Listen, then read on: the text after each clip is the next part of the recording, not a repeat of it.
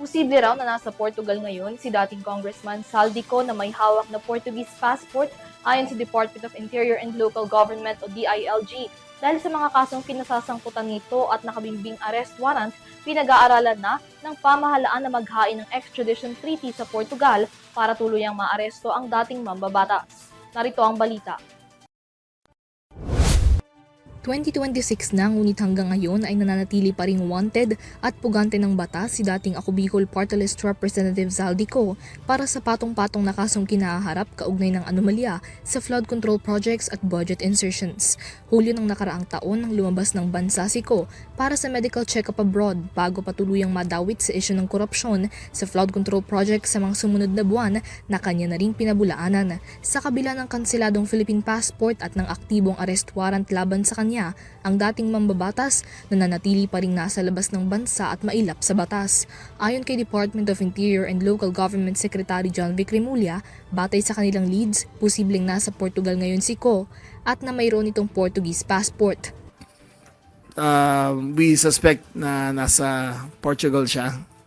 Information namin ay meron siyang Portuguese passport out of an immigration clause na nilagay nila.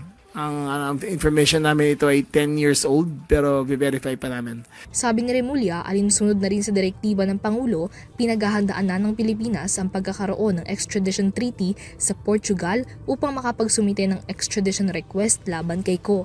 Ang extradition request ay isang diplomatic plea upang hilingin sa isang bansa ang pagsuko sa isang individual na akusado o nahaharap sa anumang kaso sa kanyang pinanggalingang bansa. Pero nagbigay na instructions sa President na formally mag-apply na kami ng extradition treaty sa kanila kahit wala pang formal extradition treaties between the two countries. Bukod dito, makikipag-ugnayan na rin aniya ang Pilipinas sa International Police para sa repatriation ni Ko sakali mang makumpirma na siya ay nasa Portugal. Nilinaw naman ni Remulla na sa kabila ng kagustuhang mapauwi na si Ko sa bansa, mananatili ang Pilipinas na nakaangkla sa legal at formal na mga paraan sa pag-aresto ng sinumang individual. We do not practice extrajudicial means of acquiring jurisdiction over a person. So we will always go through the rational, legal, and acceptable ways of acquiring jurisdiction over a person. Para sa EuroTV News, Mia Layagin sumasaludo sa bawat Pilipino.